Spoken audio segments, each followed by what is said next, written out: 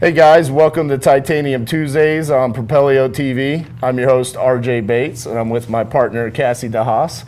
Today we have our special guest from Pittsburgh, Pennsylvania. My bad. Wow. I'm sorry.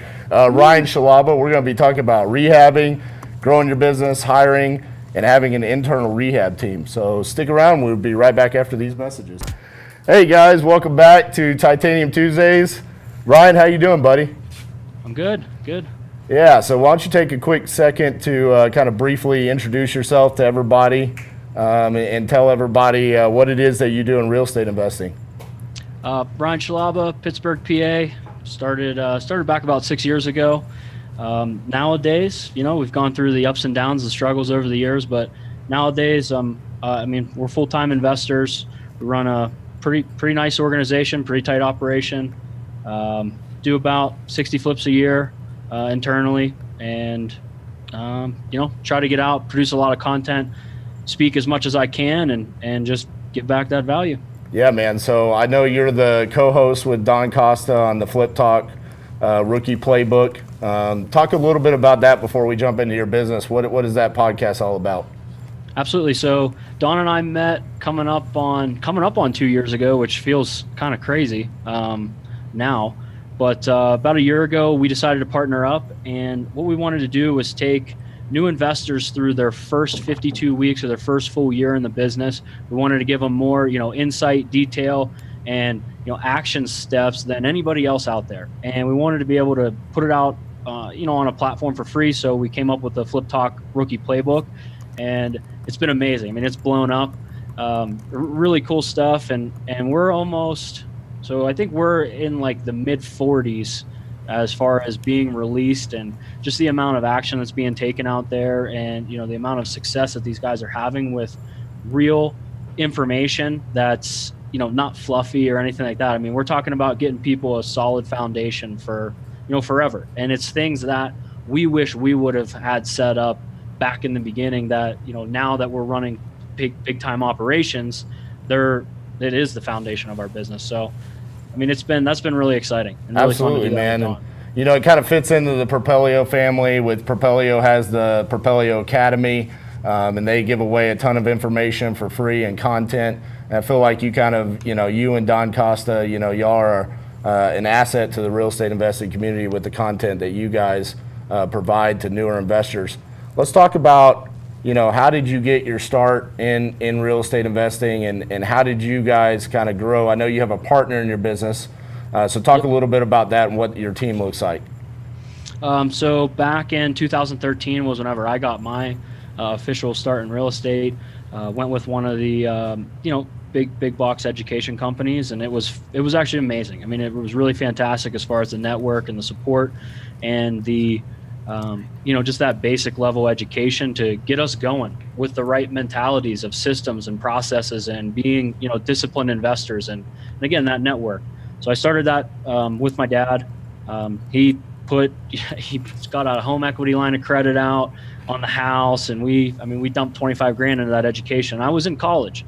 So that summer when I came home, it was like, hey, if we can knock out a deal before, you got to report back to football camp, then I'll let you take the year off and really pursue this thing. So I got my first deal done for $6 grand 2 weeks before I was supposed to report back to school, off of a bandit sign. It was pretty cool. I got my deal off of a bandit sign, and I got my buyer off of a bandit sign. Nice. And yes, it was in the hood. So I didn't go back to school, and we really started kind of cranking things up on the wholesale side of things. And then, you guys know my story. A lot of people know my story, but I know there's a lot of new guests here that I'll be in front of. I unfortunately lost my dad in a motorcycle accident, in October of 2013, October 8, 2013. And I had some decisions to make as far as what I wanted to do, continue to push the dream forward, and how I was going to do that by myself in the midst of, I was in a pretty nasty, probate situation, estate situation with everything there. It took me a while to get back up on my feet, but 2014 was wholesaling, bought a couple of rehabs, got my butt whooped. Everybody made more money than me on my first two. My lenders took me to dinner, after those, but I learned a lot. And moving into 2015, I was wholesaling a good bit. I was getting a little bit of a name for myself. I was starting to pump out some volume, had just a nice little solid set of buyers that I was basically shopping for. I mean, I was doing the whole reverse wholesaling thing and doing really well for a kid my age, you know, having dropped out of college. You? Just tell, I just want to point that I out. was- Tell everybody how old you were at this time. I would have been mid 20, heading on 21 at this point. And I was still, I mean, I'm not going to, I'll never, you know, hide the fact that I was a complete degenerate while I was doing these things because I was hurting, man. And so I let a lot of, you know, the booze and everything kind of get a hold of me back then. And I was living on my buddy's couches, bouncing back and forth because I just couldn't get a solid income coming in. You know what I mean? Like I'd wholesale a deal for $4 or $5 grand, and I'd think I'd be golden for the next 30 days, and then I'd blow it all. So I was still living on my buddy's couches. So like now we're heading into tail end of 2014. Just woke up one morning and my best friend's dad came downstairs and he was like, all right, it's been about a year. Get the hell off my couch. Are you going to do something? You know, are you going to do something with yourself and get yourself back together? Yes, sir. And that was the day. I mean, I can't remember the date, but I remember that moment of being like, yeah, it's time to go kick some ass. So got myself back together. Mid 2015, I met my partner, Aaron Archibald. We call him Archie or the Fonz. He's got all kinds of nicknames. But I was wholesaling, I was rehabbing, but I sucked at construction. I didn't really have construction knowledge. I knew, you know, I had a systems background, I had a finance background, so I understood that portion of the business, and I had self-educated in marketing. And so I had that aspect of it. I could get deals, find deals, raise the money, and sell them because I was a realtor too. But man, I couldn't get them done to save my own life. So I met Archie down in the neighborhood we both live in, and we just started basically complaining about the problems that we were having, and we were having polar opposite problems. Right. So we drank a whole bunch of beer, and about 3 a.m, we decided that we were going to buy some houses together and see what would happen. We didn't know each other before that moment. It was pretty crazy. And 30 days later, we bought our first 2 houses together. 45 days after we met, we wholesaled a big land deal. For us, we made like 52 grand on a wholesale for land, and that jump started the cash for our business to get the rehabs going. You know, because we were borrowing hard money, so we had to bring money to the table, get construction going, things like that. So that was the catalyst. Well, real quick, I know you said that, you know, y'all had opposite problems in your company. So going into this partnership, did y'all kind of talk about the fact that how you could help each other and how y'all were going to kind of divvy up the responsibilities in the company? Yeah, it was back then. It was so simple. It was you handle construction, I'll handle the rest. I mean, we didn't overthink it because, you know, when you find people that like your values align. I mean, people talk about core values and stuff, and I didn't even know what the heck core values were back then. Right. But we have this attraction and repulsion from certain people that come into our lives, and we attracted so much just based on, you know, core values off of 8 hours of conversation. And over those next 30 days, yeah, we had started to plan some things out, but once we bought the houses, it was go time. Which I find like really cool, just like knowing you both, like in your personalities. Like, especially you, Ryan, because you are really like a thinker. Like, you like to like put the numbers down, map it out, together. Have a plan. I'm an integrator. Yeah, like you like, and when you talk about how, you know, you and Arch like just went, okay, let's do this, and then you were full steam ahead. I love that because it's a really different experience from what we had. We were, you know, friends before we ever were in business together, and I can't even imagine like you guys just jumping off the cliff together after 8 hours. So like I think that speaks a lot to like when you do find that zen, you know, partner. It's instinctual. It's instinctual. I think a lot of people starting out, they have a hard time trusting their gut. They have a hard time with just confidence in their overall decision making. Right. The beauty of business, the beauty of real estate, there's not too many decisions or mistakes that you can't fix over time. So we figured let's launch this thing and see what happens. So we did. In 2016, we wore every hat in the business. We had only turned over like 9 homes. I think we bought 9, or we bought 12, like sold 9. So however, depending on however the marketing people want to talk about this, but we talk about our business in terms of sales. So yeah, we might do over 100 transactions a year, but I only talk about 50 or 60 flips because that's completed. So I want to make that clear as far as how I talk about things in our business. So that year we wore every hat. We split things right down the middle as far as construction, and then I handled marketing, finance, and sales.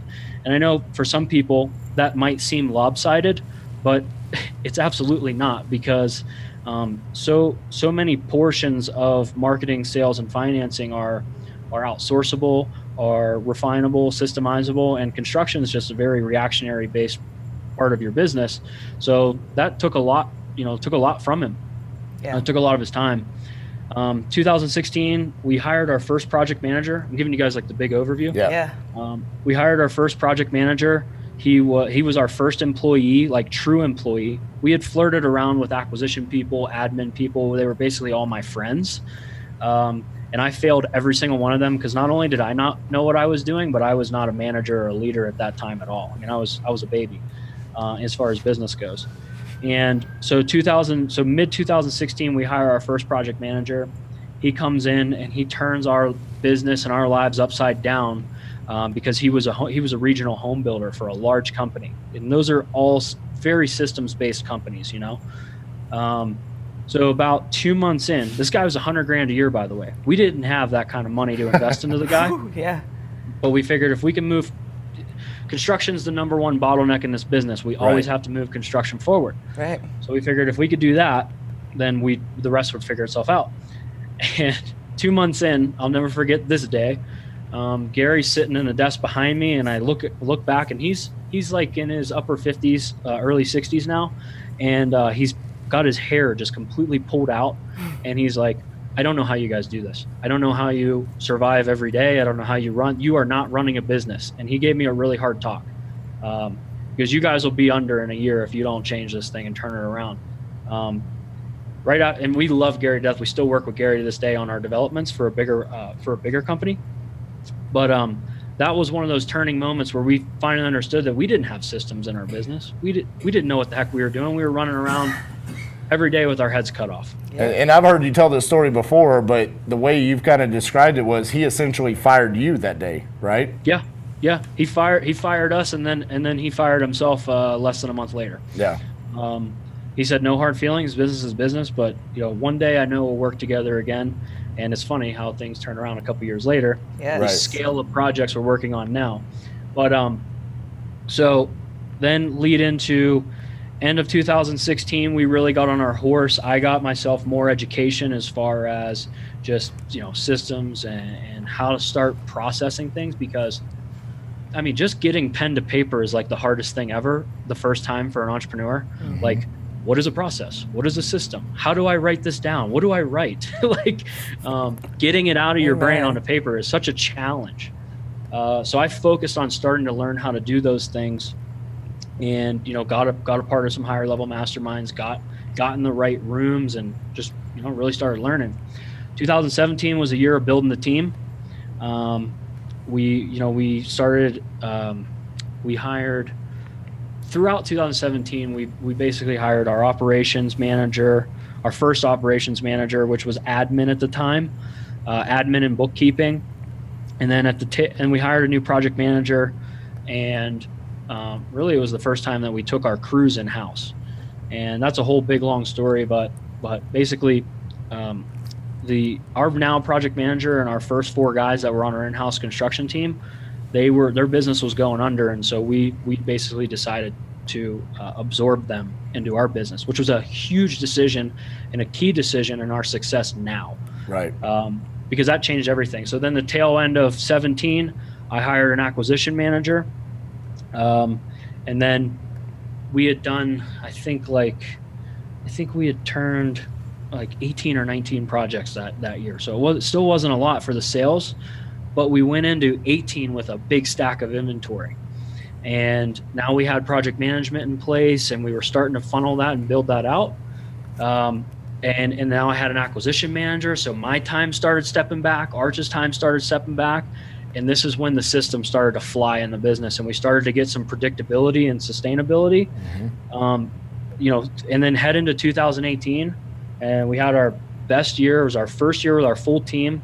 So now there's 17 of us on our team. So I've got 2 sales guys, I got a project manager, I got a purchase manager, I got an operations manager, and then I got 11 guys out in the field, and one still in like a probationary period on 1099. So 17, and then Arch and I. That's crazy. Like, where we're so at now. What is like the one thing that you would say like makes that big difference from like the days whenever you were not good at management to now you guys have 17 people, and I know you guys are like killing it as far as like your team goes. So like what would you say was like the biggest difference or the biggest growth opportunity that you capitalized on to get you where you are?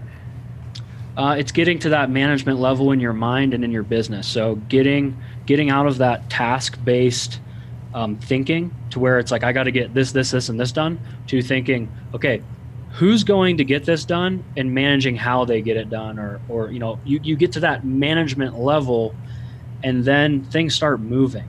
And because the longer you stay in the weeds, and the longer you're stuck on, 15, 20, even $40 an hour task. And I know everybody says this, and it's kind of a cliche thing at this point with entrepreneurship over the last couple of years, is only do $100 an hour tasks, which I get that. It takes years to get to that point. Right. But what you do is, one big thing I did, and this is advice I give out a lot, is take an accountability chart, break it down into your 5 departments. If we're talking specifically a real estate business, break it down into your 5 departments, lay out every task, and then you got to put levels. So, $10 to $12 admin, management, ownership, level tasks, and every 5 to 6 tasks can be a hire, depending on how fat or how lean you want to go.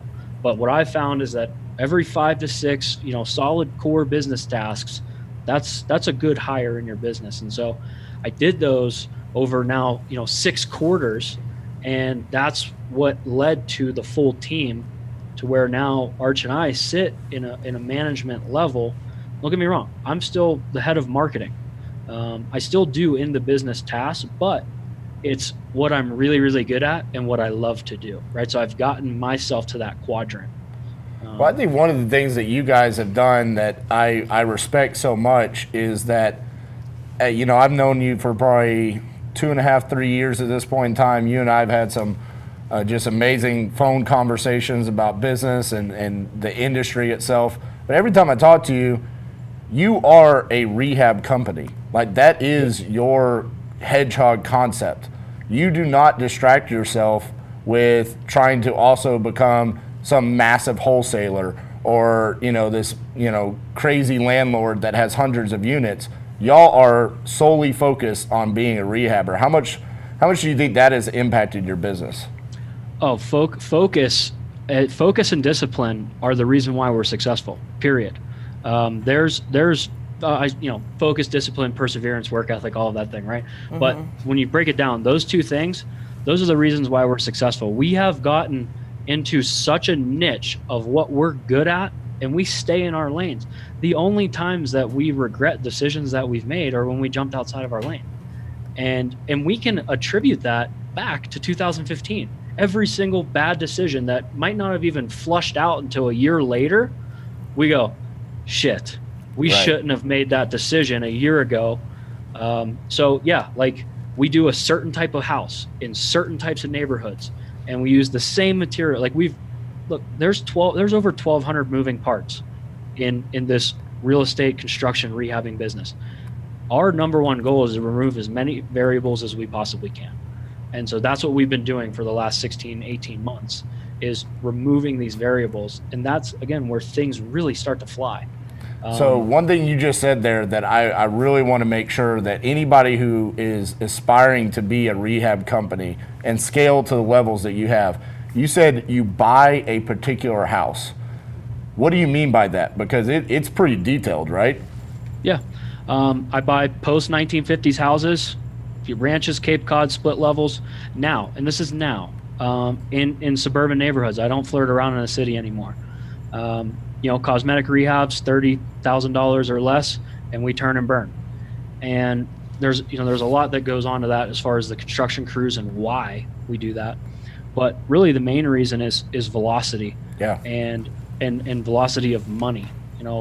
Back in 2015 when I was getting mentored, one of my mentors said, "You're in the business of turning money. You're not in the business of flipping houses. If you want to get to a predictable operation." And so 2016 and 2017, we were taking on any project we could get in the pipeline, right? Because we're trying to build up cash, right, to then reinvest in hire and marketing and branding and team. But first, we were doing big gut job renovations. We were buying them for 100, putting 150 into them, and selling them for 4. We were making 100 grand, but it took 7, 8, 9 months to do it. Right. So not having that cash slows down your ability to, hire. Right. So that hurt us for cash flow. But so then 2017, we were like, okay, the market's shifting. At least we thought it was. We thought the market was shifting. We listened to everybody, which was good. So we got into lower ARV price points. We got down in the median price point. Yep. We wanted to speed up our projects and just turn houses. I want to deploy as much money as I possibly can and turn it as many times as I can. And that led to our niche. People talk about failing forward all the time. This is actually like truly you learning from your mistakes and listening to people that are more experienced and are giving you wise counsel and not being stubborn. I have to give you so much credit because you are younger. You're in your 20s. Yeah. At that point in time, most men in their 20s, they know everything and they don't want to listen to anybody else. But y'all have taken that advice and truly turned probably what I think is the most hardest strategy in real estate investing and truly systematized it, and you have processes. Just right now, you're not in Pittsburgh right now, right? Where are you right now?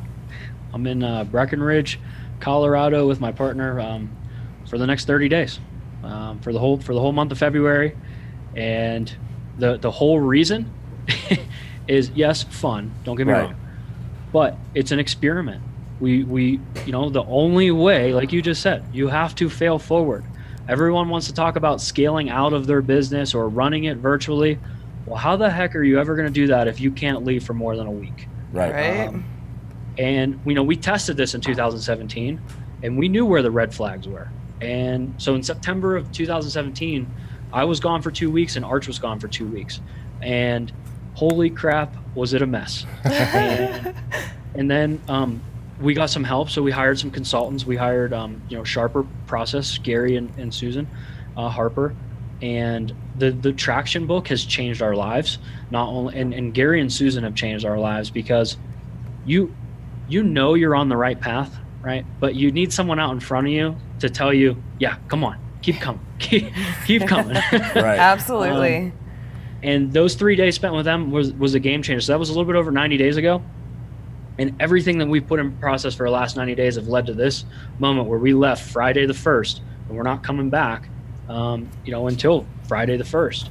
And it's all about structure and stability so that we can go do bigger things with other ventures or our business, So I think that is absolutely one of the most perfect things in the whole wide world. I love, because going back to it, RJ mentioned, it's amazing that you especially when y'all are younger, you're not know-it-alls. You're seeking out wise counsel. You're seeking out somebody who's ahead of you. And I think you guys probably have, or at least you, Arch doesn't talk as much to us, but I think that's wonderful. And I think that's something that everybody should do, like through the entire tenure of their career. I think that's something that you should never lose sight of. And I think it is a true testament to the failing forward, but also what you have done in always seeking that, because you're smart. You guys are smart. You run a really successful business, and you've figured out a lot of the things that you've needed to do to continue to project forward. but you're never going to stop seeking that. And I think that that is something that's really, really, really good advice, because it's something that we implement. You know, I say all of the time, I will never stop learning. I will never stop seeking to better myself for my team, or continue to grow our business to where it needs to be, and continue to create opportunities. It doesn't matter how much I've perfected this portion, but every time we scale up, it seems like no matter what, you can still find something that you can, you know, take to the next level or change just a little bit. So tell me, how have you guys done a lot of changing as far as your systems go over, like, say, the past couple of years? Or, oh my God, yeah. I know you have. It's every day. I mean, you know, you get to this. Here's the thing: when you get staff, you get to this point where you get to choose what you want to be in the business on and what you want to be on the business on. And so most of my time. So I know for some people will understand like what an integrator is and a visionary. Arch is a complete visionary, and I am 100% integrator. That's how I get my rocks off. Like, I love figuring out how to break something down and make it more efficient. And the only way you can do that is through experience. And so as we're flying through this stuff, I'm now blessed with the time to say, on the next one, what can we implement to make that go better? And this is a weekly thing. I mean, we've got 2 big meetings every week. We just started implementing like huddles and things like that now that we're away. But when I'm home, we don't necessarily do that. I wouldn't try to sound cool to be like, oh yeah, I do a huddle with the team every day. We're trying to implement that while we're away, to understand what we need to know and what is kind of noise while we're in the office. So over the years, yeah, it's such an amazing progression. And one thing I'm guilty of, one thing Arch is guilty of, and what I'm so appreciative of this trip is being able to finally step back and look and go, wow. Like, you know, we can look at a multi-million-dollar operation from our computers, from 5 or 6 spreadsheets, and have the reporting and things that are necessary. And you don't even know that you have those things until you're gone, because you don't appreciate them. So real quick, I want to talk about hiring and growing a team. For the people that are listening, you know, I think that's always a question that we get, because we do have a large team. And I remember the first time I ever met you, we were in a mastermind together. It was actually Don Costa's mastermind. And I just remember you asking so many questions when we were at the mastermind. And at one point in time, I remember telling myself, I was like, this guy is going to get every dollar out of this mastermind, because when he goes back to Pittsburgh, I'm the annoying guy. Well, no, I mean, honestly, you were asking great questions. It wasn't the annoying stuff, but I was I have to give you credit, because you were like, I came here for a reason and for a purpose, and there are people here that are willing to give me information. And one of the things you talked about, and you asked a ton of questions, was how do you appropriately hire? What is the process? And now, seeing that you've grown your team and you've built it that way, talk about growing and hiring a team. Don has been single-handedly my biggest mentor when it comes to this. And half the time he doesn't even know, you know, I'm always probing Don.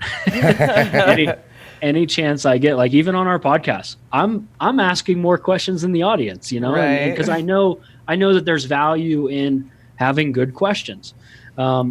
So yeah, Don's been my single-handed biggest mentor when it comes to that.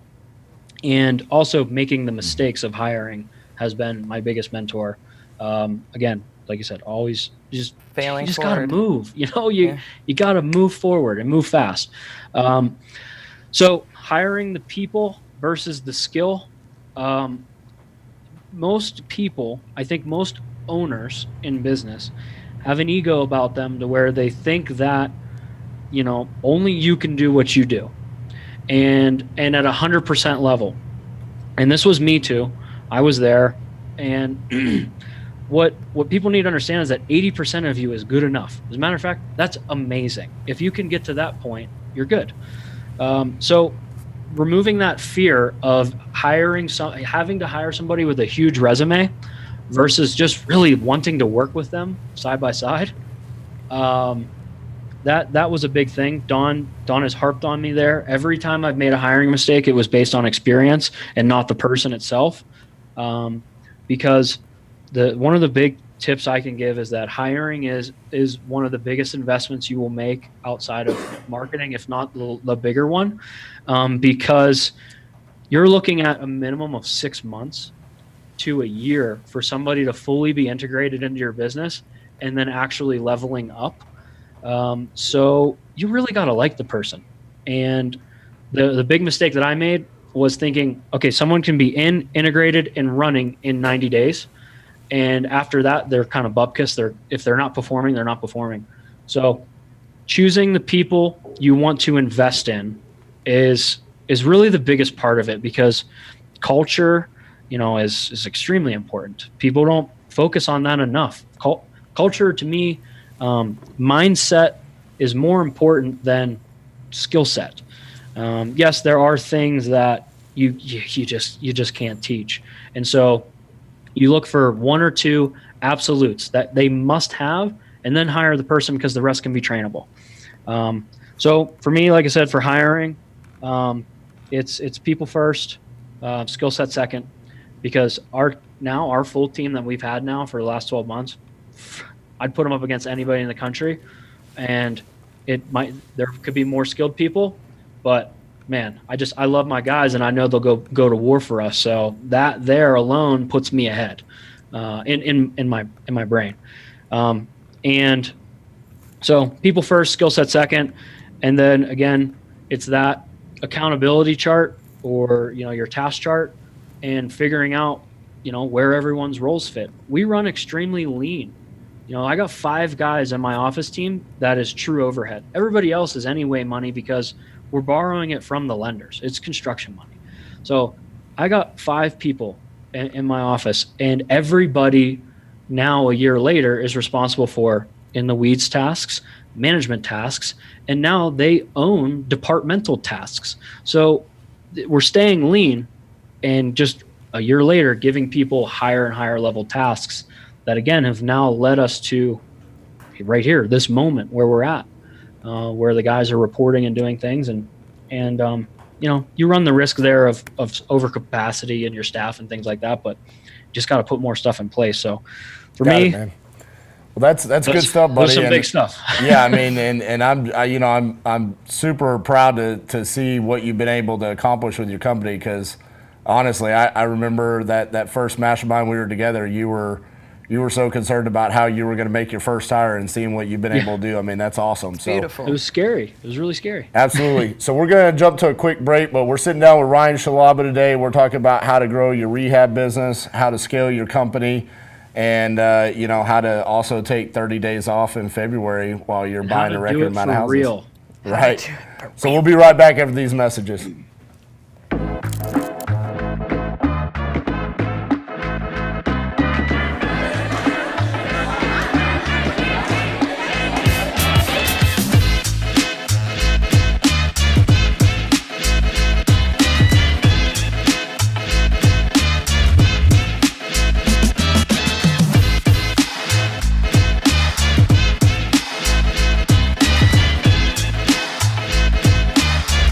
Hey guys, welcome back to Titanium Tuesdays on Propelio TV. Sitting down with Ryan Scialabba from Pittsburgh, Pennsylvania. Ryan is just an awesome, not only real estate investor, but a guy that gives a ton of content. He's on the Flip Talk Rookie Playbook podcast with Don Costa. He attends masterminds across the country. I've been in multiple with you. I know we had a question from Matt Smith earlier. He was saying when you mentioned earlier that you joined a bunch of masterminds that really helped you. Name drop a couple that you recommend to people. Don Costa was a big one. Here's the thing. A lot of those they're not necessarily around anymore. And the reason I shouldn't have called them mastermind. So I apologize on that.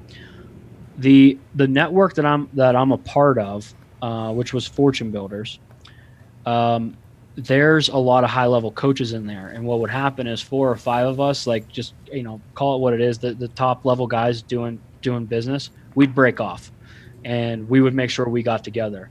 And, I was at Investor Fuel last summer. I thought that was amazing. It was really great. I wanted to join. I told Mike I wanted to join. I just couldn't make the dates line up for the first two meetings.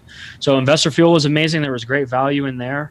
Don's when he was running it was amazing.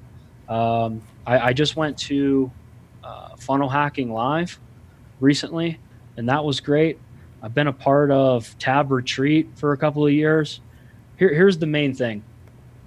I'm a guy that's high on the integrity level, and I don't take BS, and I don't appreciate BS from people. And so, as valuable as masterminds are for me, they also put a little bit of a bad taste in my mouth. And I know this is candid and honest here, but my main goal when I go to that is to find the 1 or 2 people that are doing exactly what they say they're doing. In that room, and then us driving value back and forth to each other. So I have, like you said, this kind of like circle of advisors of people that I trust all around the country in different markets. And Fortune Builders, I spoke for Fortune Builders for 2 years, and that really I'm so blessed for having that opportunity. And quite frankly, if I didn't have that income, we wouldn't have been able to invest everything back into the business. Right. So twofold value there. So like my kind of like circle of advisors now is just a bunch of people that I've extracted from the masterminds that we can be completely honest with each other about where we are and how we need help. So I think that any mastermind is valuable, mainly because of who's in the room. And that's what you pay for. You pay for access to other high level people. So I want to touch base on something there. Last week, we had a conversation with, Ryan was the host and Cassie and I were the guests. And I mentioned in that episode that if you want to network and you want to grow with other investors that are more, I guess, further along in their journey than you are, then you need to add value to them before you expect them to invest back into you as a mentor. And bring value. And one of the things you just said is like in your circle of advisors there, you're always bringing information and helping each other out in your businesses.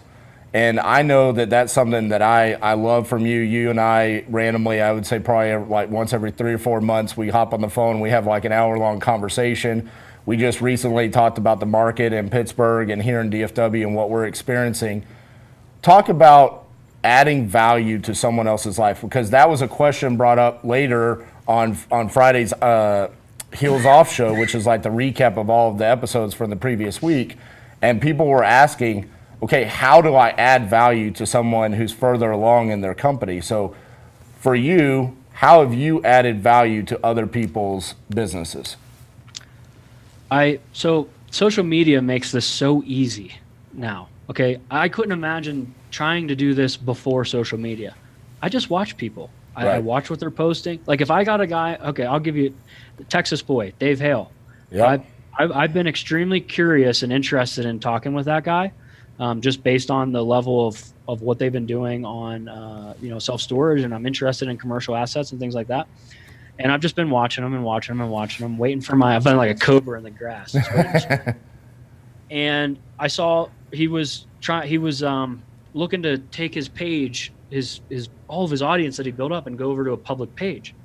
I just recently done that. It has nothing to do with real estate whatsoever. And I reached out to him and I was like, hey man, I can show you how I was able to take all of my work that I've been doing for years and transition it to a public page as far as your likes and friends and followers and all of your posts. Would that help you out?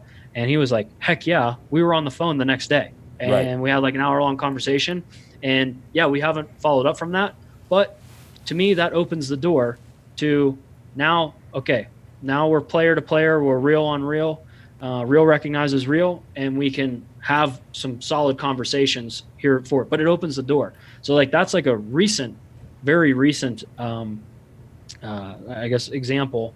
But well, the reason why I bring it up is because so often, I get messages from people that are like, hey, I'm so impressed by what you do. How do you do I it? pick your brain. Right. Can I take you to coffee? Can I take you to lunch? No, you cannot. and right. It's like, no, buddy, I can't, I barely have time to have lunch myself. Well, like all by myself, and it's all about making the relationship reciprocal. And you're absolutely right. You said it. Now you're a real person to Dave. Now he knows who you are and that you can add value to his life. And I bet you if he gets an opportunity in Pittsburgh, you're going to be someone he thinks about picking the phone up and saying, hey, Ryan, I've got this opportunity. Is this something maybe you want to do together? And that's an awesome way to start a relationship. He might have completely forgot about me by now, but I got that example to where I can be like, hey, he'll remember at that time. Can I pick your brain is the most annoying thing ever. That has been something that maybe it came out of my mouth when I was like 20, 21 because I didn't understand. But like for the last couple of years, you'll never hear me say that. Right. Just because can I take from you without not giving anything back? My biggest piece of advice for that is whoever you're curious about talking to, you got to follow them, you got to watch them, and you got to look and see where there's an opportunity where you can provide value. It's just as much of a waste of time to ask somebody, hey, I'd really like to give you some value, but can I also pick your brain? That's just as big of a waste of time. Right.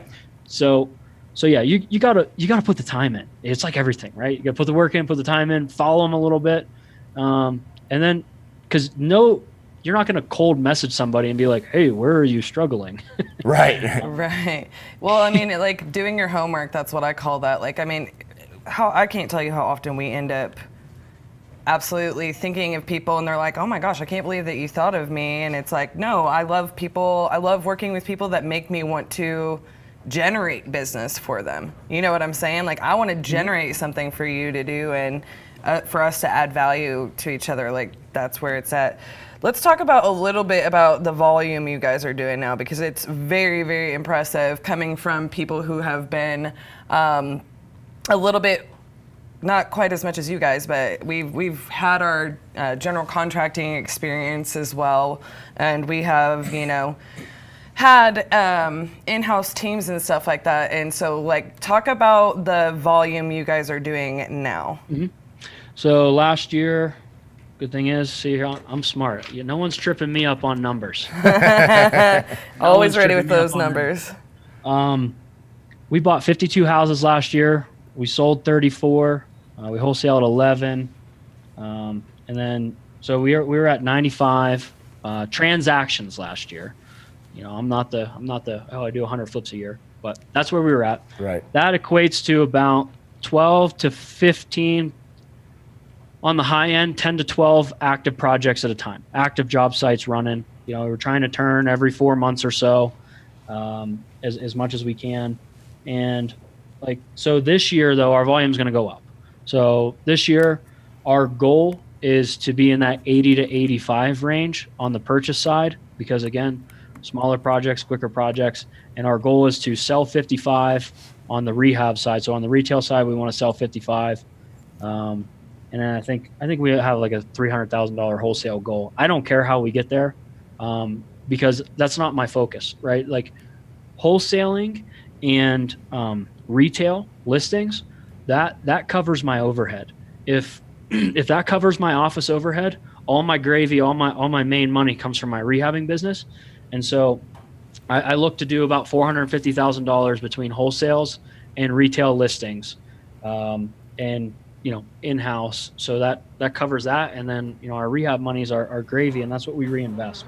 So this year we're looking to sell 55. We'll be up in that like 115, 120. Actually shit.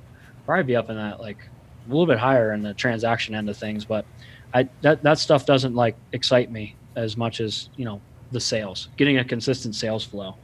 Well, I know as an integrator and with all of this data, obviously a guy that sits down for an interview with a spreadsheet next to him, you must keep track of KPIs and the metrics that you have. What do you feel are the most important in your company?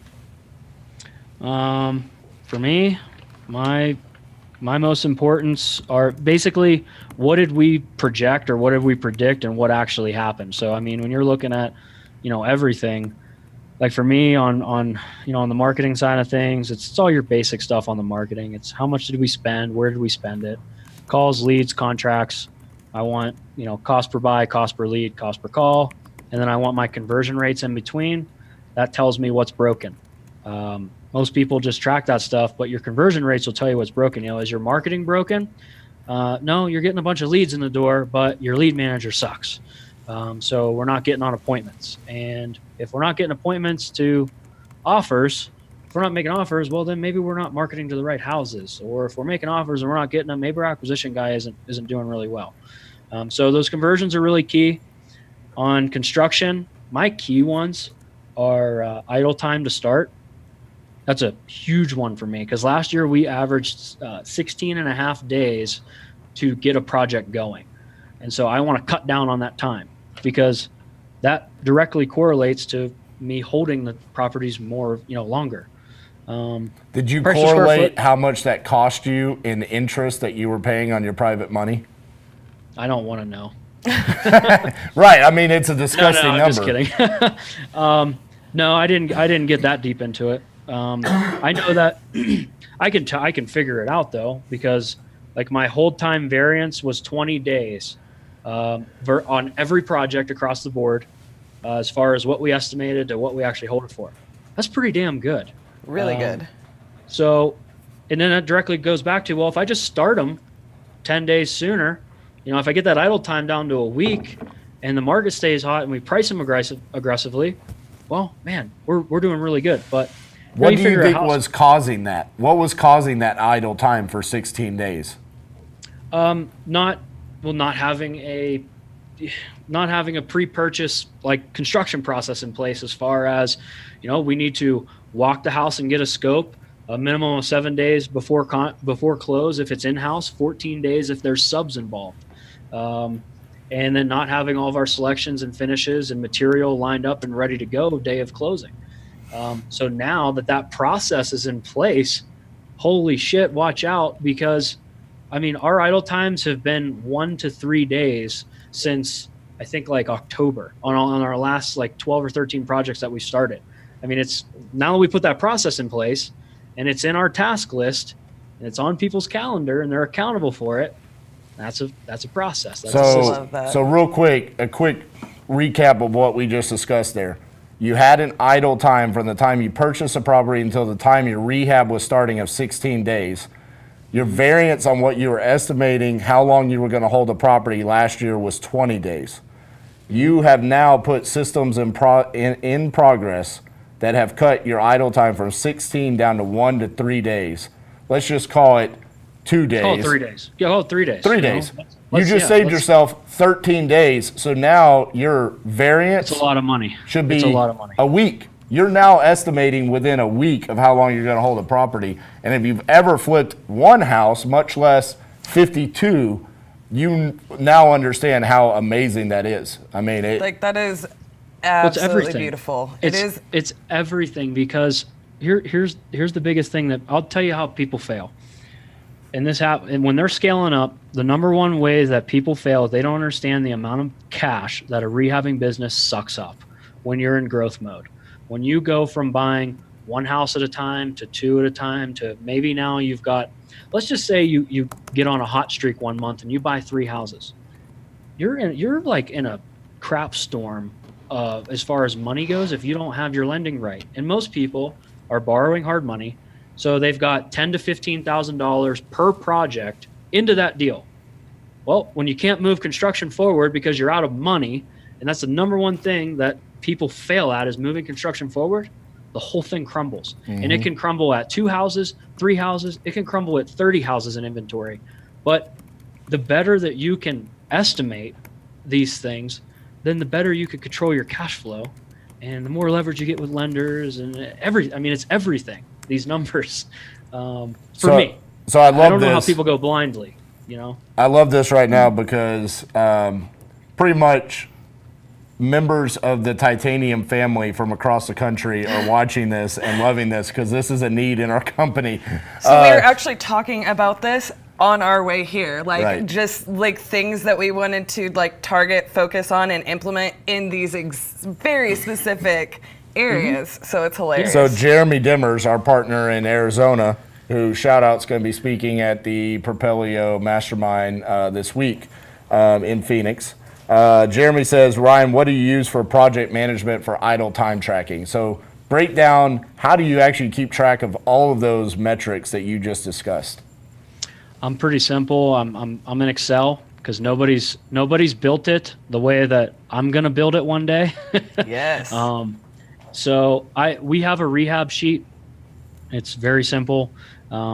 It's you got all your HUD stuff on the front. We got our budgets in there and everything. Basically, from the day that material gets ordered and on site is my start date. Is it perfect? No, but I know when I close to when material's landing that I've got a demo crew in there. So that's my guesstimate. You can't be perfect, but I'm damn close enough to be able to make a number out of it and be able to understand something about my business. So as far as all the construction, everything goes, it's all in Excel. It's actually on Google Sheets. It's all live so the team can see it. I run our business off about 6 spreadsheets and a sauna, and that's pretty much it. Maybe some more spreadsheets, but they're for my own personal craziness. But the business itself, I have a big metric sheet like that tracks everything from the day that we initially think about that house as far as putting an offer in on it until the day it sells. And that's what this sheet that I basically pulled out of my book bag is a summary sheet of all of those things from 2018. But it's manual. I ain't gonna BS anybody. It's work, and that's the difference between when you're stuck in the weeds, you can't think about or work on those things, to when you get out. Now, I've got data over 62 projects of everything front to back. And this just tightens you up. I mean, like I know last year I was 21% over budget. Okay. So is that the direct fault to construction? Absolutely not. We got to get better at estimating and acquisition. So let's talk about that real quick. Yes. What are you doing to solve that problem? Because I think for anybody that rehabs a property, going over budget is a huge issue, from the aspect of you've only escrowed, if you're using hard money, you've only escrowed a certain amount for rehab. If you're using private money, you've only borrowed a certain amount for the rehab. It just depends on how you're borrowing the money or you're paying for the rehab. But going over budget is just a killer on anybody that's rehabbing property. So what are you doing now to estimate the rehab on your flips? Yeah. And by the way, that was like $250,000 out of my pocket last year. Right. Yeah. So here's the thing. It can be killer. We split it down the middle. We said, okay, we're going to hold acquisitions accountable and we're going to hold construction accountable. If construction can get within 5%, so our goal is 5% specifically to construction. So what we did was the project manager now has to give a budget on top of acquisition before we close. So when we do that scope of work walkthrough, the project manager gives a budget. It can vary. It most of the time does vary, but that's how we hold construction accountable. So what did the project manager say? And then what actually happened? That's that metric. And then what we're trying to get 10% better on is acquisition to project manager. So Arch and Bill and Bob all sit down with Brian and we update our our rehab estimator sheet, which is like 4 pages and has 200 and some lines. And so we tighten all of those numbers up. And then it's very simple. You add in a 10% contingency on top of that. Yep. We weren't doing that because the market's extremely tight and we knew that we were overpaying for some things, but not by much. Don't get me wrong. We're still extremely profitable. But just those 2 things. Now you can implement 2 things. 2 different people are accountable for that one number for the year.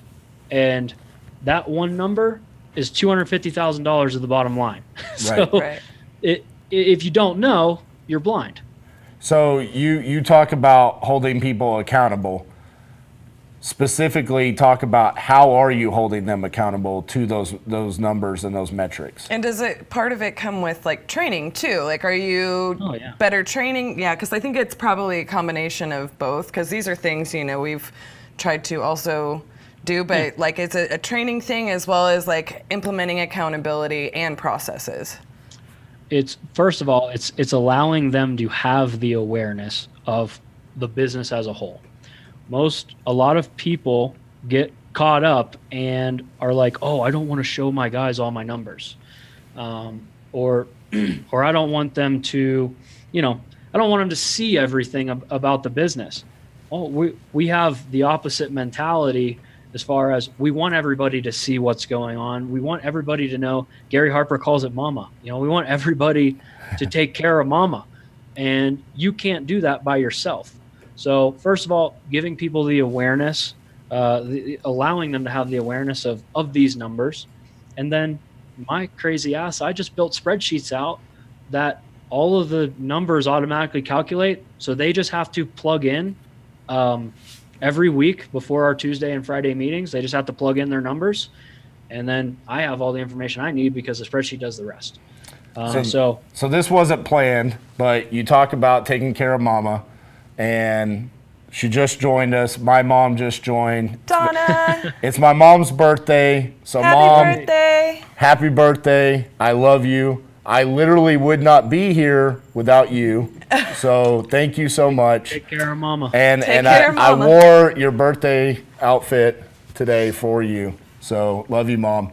Getting back to business here. Now, we're probably getting way too down in the weeds for people. I know everyone likes the fluffy, exciting stuff. Oh, no, I love the nerdy stuff for sure. Actually, I was just going to say, this is one of the most content-packed episodes that we've had. And I am currently in Facebook jail. So if you're watching this, please share this to the group. Share this for us because Ryan has just dropped a ton of content today. And buddy, I'm so appreciative that you've opened up and just been completely transparent about your business today. Here's the thing. My goal is to show people the difference. Okay? Yes. Show people the difference of what this shit really looks like and how much of a struggle it is and how much work. And I say that entrepreneurship is a multiplication of efforts. It is simple.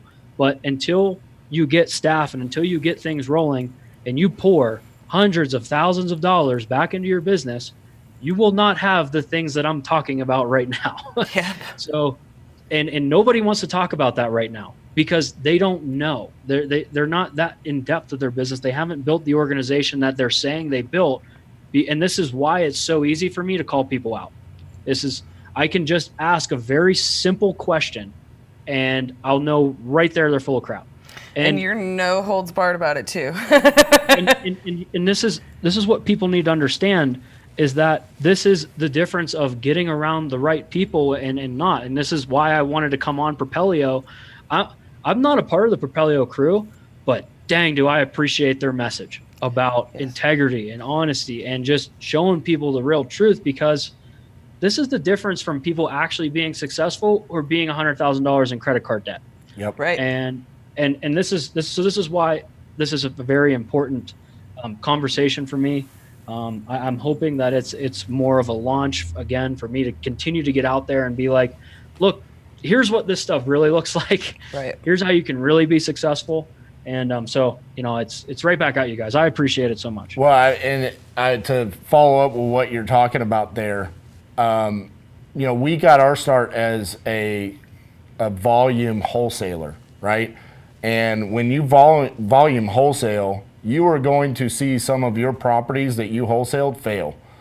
And to witness the tragedy that happens to people's lives because they try to flip houses because they're told that it's easy.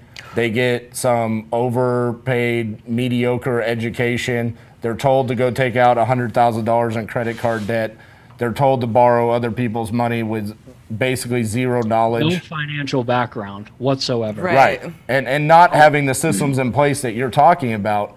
I think it's vital for people like you that have failed forward, achieved a certain level of success, and now to share that wisdom with people. I mean, honestly, man, we only strive to be anything close to what you're doing as far as a rehab company goes.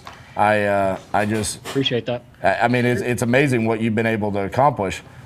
So, moving forward, what are some, you've talked about some of the development stuff that you guys are doing. You're looking at commercial assets in the future.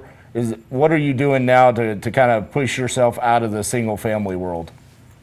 Well, so 2015, the number one goal was to put as much cash in the bank by 2020 as possible in hopes that one of the asset classes takes a nice little mini plummet. So we're not deviating from that plan whatsoever. It took us till 2019. Here, I don't care how this sounds. We have now, this machine it's spitting out money and we can't stop it. And it's only because of all of the disciplines over the last 3.5 years and learning to get down into this, not like volume to the point of taking home $10,000 per project, because you better believe I would never, ever stay in this business for, a 5 to 7% return. Right. We operate on 20, and that's where we're at. Last year I was at 19. I was like, dang it. Right. But it's like, that's the only point that this business makes sense, because there's too many moving parts. So over time, it just doesn't make sense unless you're running at a certain profitability level. And I forget where I was going with that. You're going 'cause I got to really commercial, excited. multifamily. Yes. What Yes. is your So- goal there as far as getting out of single family, or is it something that you actually want to do? That's where I was heading. So I'm getting educated on commercial. I'm getting educated on where to allocate cash. Okay. Because here's my goal. I want my business to be entirely self-sustainable. I don't think anybody out there has ever done this for real, as far as having about $1 million, $1.5 million in your own money as far as private lending in the business that's kicking you out a dividend, having enough, rental, gross income to cover your overhead of your business, and everything just self-sustain in this nice, tight little model.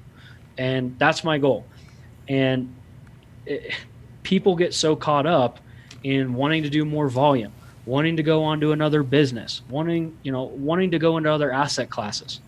Why the hell would I do that right now when I got something that runs at 20% on other people's money, and I'm in a management position for it, and I don't want anything to hurt that specific little baby. We can have different mamas, but this mama, Right. Yeah.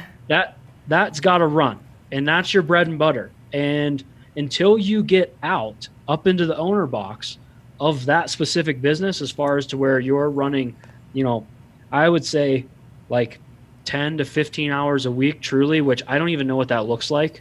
I don't.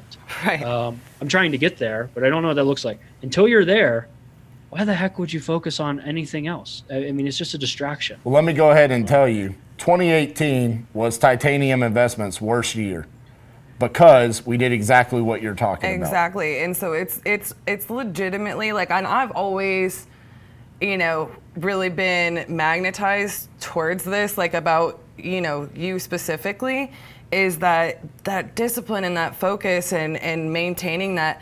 Like when you're talking about how long you guys have been in business and how long we have been in business, like it's not that long. And to continually be moving and feeling and being pressured to feel like you have to move to these, shiny objects over here in real estate, it does very much serve as a distraction. So it's been very important for us. And there's been a lot of talks about, okay, let's get back to the core, or the mama or whatever. We're going to call it the hedgehog concept. I think that comes from some book that I probably didn't read, but I heard somebody smarter than me talk about. And, that's what we're going to get back to, is what we're really good at, and nail down our specific core values and concepts and strategies that we want to focus on, and really kind of mirror what you've done, man. I don't do this on purpose. It just happens to me on accident, and maybe it's like my subconscious telling me, but I just interviewed Grant Kemp on the Titanium Vault last week.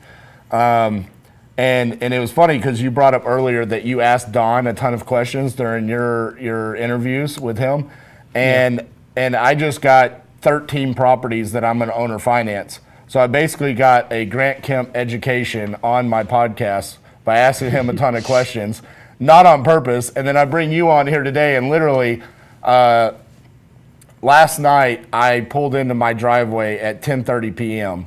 and I left at probably 7:45 a.m. And that wasn't on purpose. That was just because I had to do what I had to do for my company yesterday. And I was on the phone with my partner, Elijah, in Hawaii. And I just, we both kind of agreed. And I talked to Cassie about it this morning. Like, we don't want to do that anymore. That's not the life that we want to live. I couldn't go to Breckenridge for 30 days, and we're going to fix that. And we're going to follow you. I expect reports on how that's going. We're going to let you, we're going to follow that I'm planning journey. on doing that. I mean, I'm planning on letting people know like what sucks about it, what's good about it. Right. And don't, where I'm sitting right now is a combination of everybody putting in 12 to 14 hour days for the last 90. Right. It ain't just me. It's, 7 of us in the office and then a bunch of guys out in the field grinding. Right. And so that is where the velocity has come from. And you guys have an ability for even more velocity than me.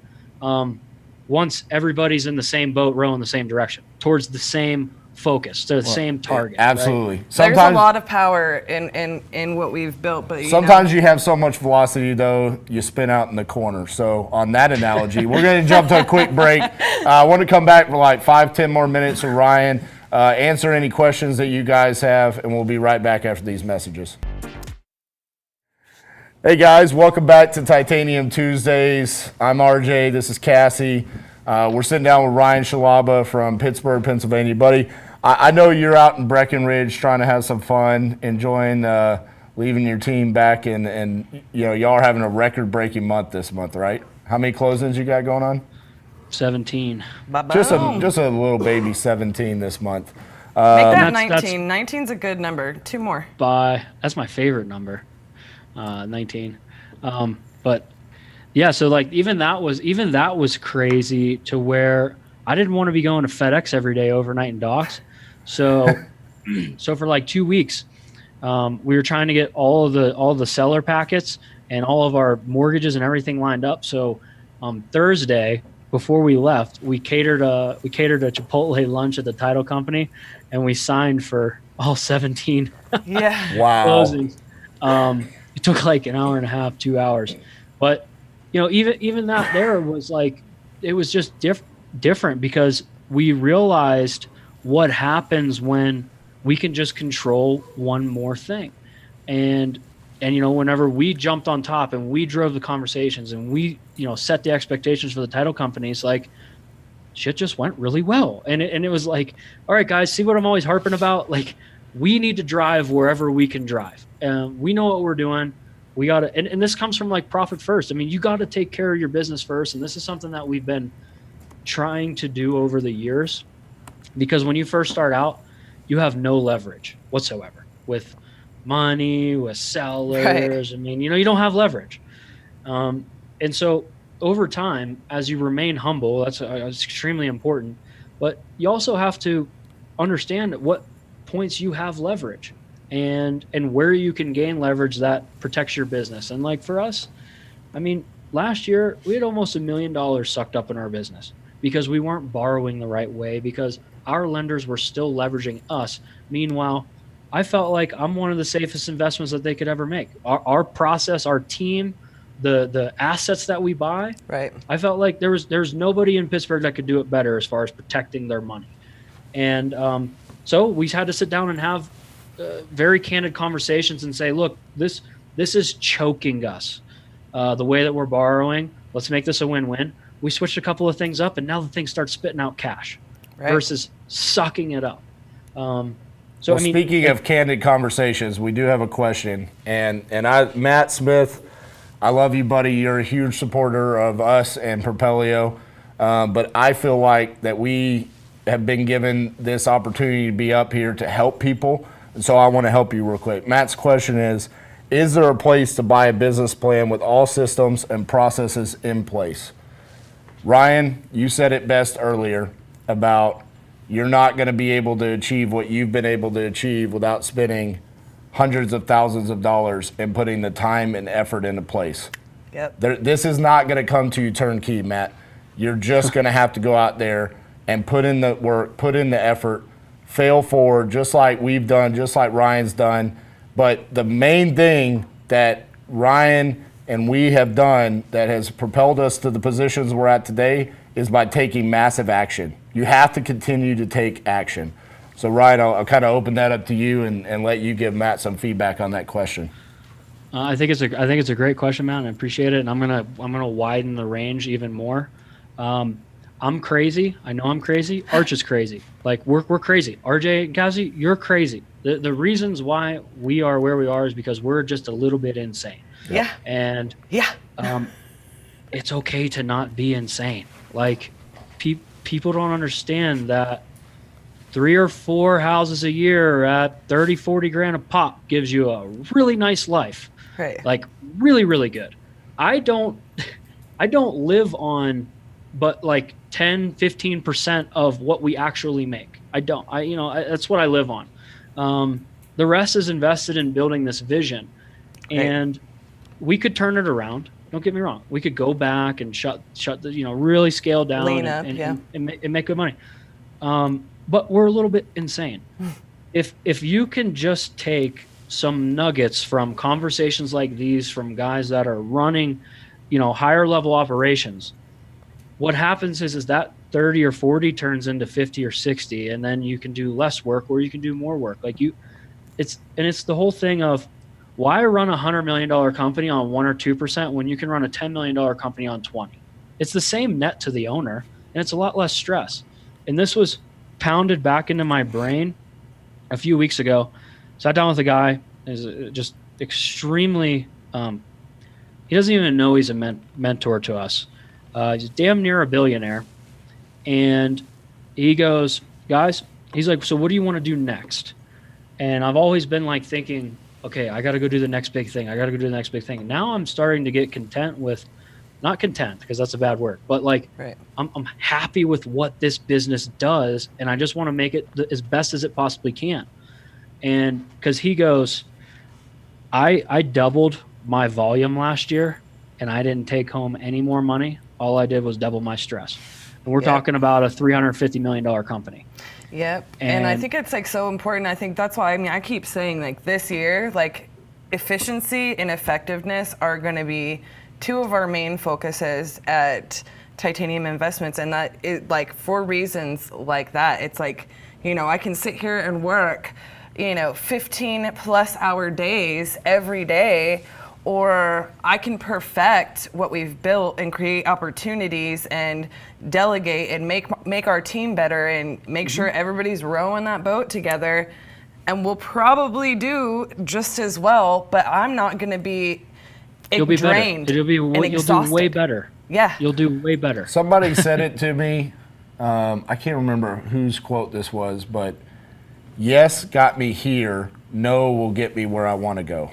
Yeah. And that's something that we have kind of started having to tell ourselves on what we need to kind of internally start telling ourselves. We can't always do more because more is not always going to net us more money. And RJ and I are the kind of people, like I call him a freight train all of the time. Like we are not afraid of work. Like that is really like in that analogy, like we're not afraid of work at all. That's gotten us here.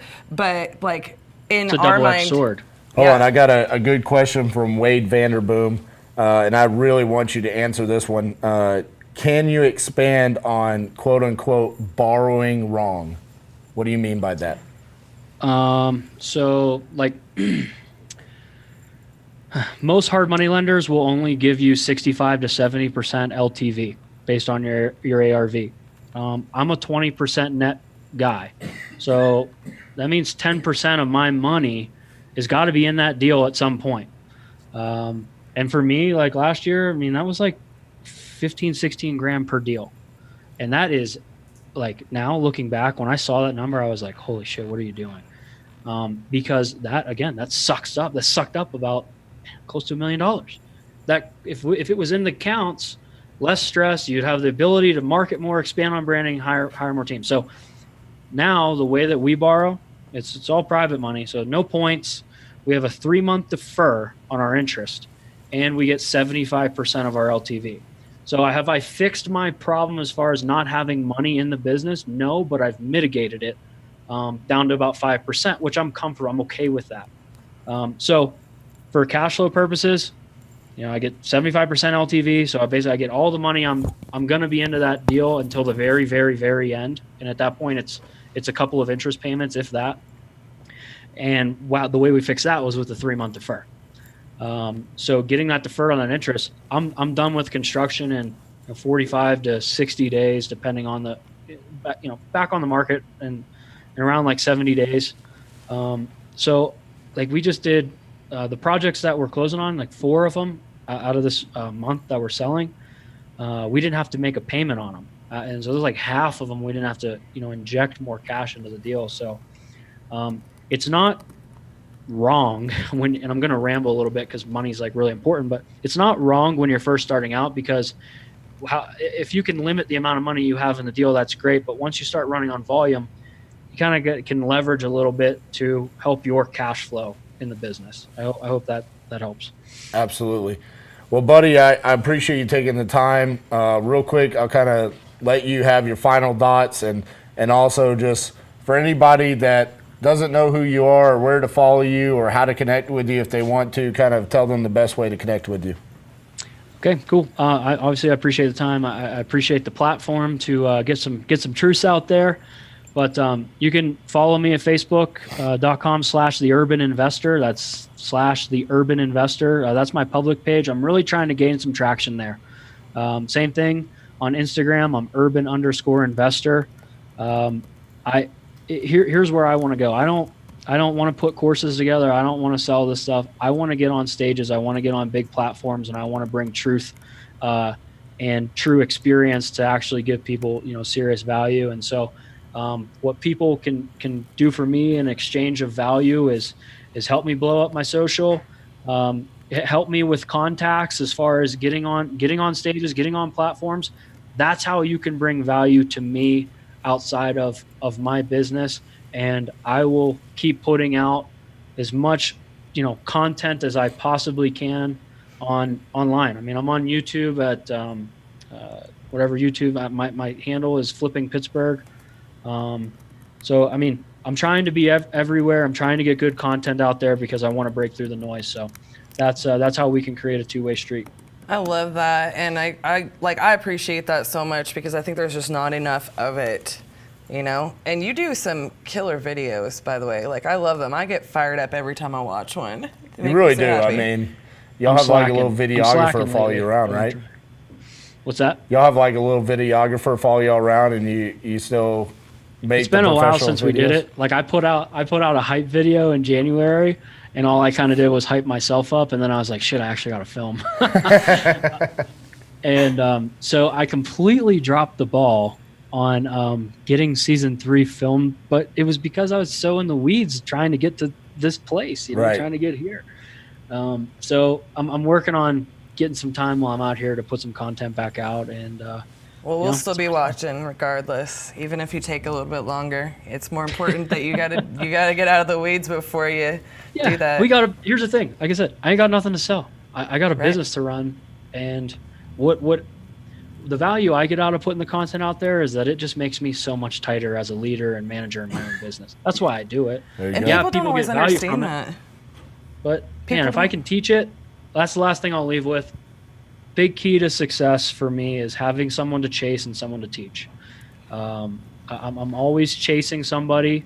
Like I've been chasing Don, for almost the last 2 years, and then I look at where it's, gotten me. I've been chasing a lot of guys. I mean, just chasing a lot of people, and then I'm teaching people behind me, and that just that good karma and just that leadership portion of you just takes you to new levels. I'm pretty sure that was an Instagram-worthy quote. Yes. I'm gonna go ahead and say We're gonna make that it a should meme. probably be on Instagram. Yeah. I've been closing with that since like 2015. Good. It's a good one. All right. Well, that being said, we have to give our thanks to Propelio for opening up this platform for us and the awesome things that they do. If you're not aware of what Propelio is, MLS comps, lead lists, investor websites, and then obviously the free content that they give out. We have the DFW real estate meetup next Tuesday. Who's going to MC that? I think I am. I'm probably going to wear this. No, I'll wear something a little bit more professional. Buzz Lightyear costume from Jason. Yeah. And then also Propelio is going to be down in Phoenix starting tomorrow. They'll be there Wednesday, Thursday, Friday. Got all kinds of events. Check out Propelio's Facebook page so you can see the events scheduled for Phoenix this week. Also, we are Titanium Investments. We buy houses all across the country. We sell properties all across the country. And obviously, you heard us today. We're getting back to our hedgehog concept of wholesaling because that's what we feel like we are the best at. Ooh. And that being said, the New England Patriots are again Super Bowl champions at 6. And that means we are the greatest NFL franchise. And that's why I brought on some guy from Pittsburgh. You're tied with the Steelers. Tied with the Steelers, buddy. But who cares about background? Thank you. Who cares about all y'all Super Bowls from the 70s? We are the greatest. Tom Brady's the greatest. Bill Belichick's the greatest. There you go. So that being said, guys, tune in tomorrow for Grant Teach Me Something. We'll see y'all next week.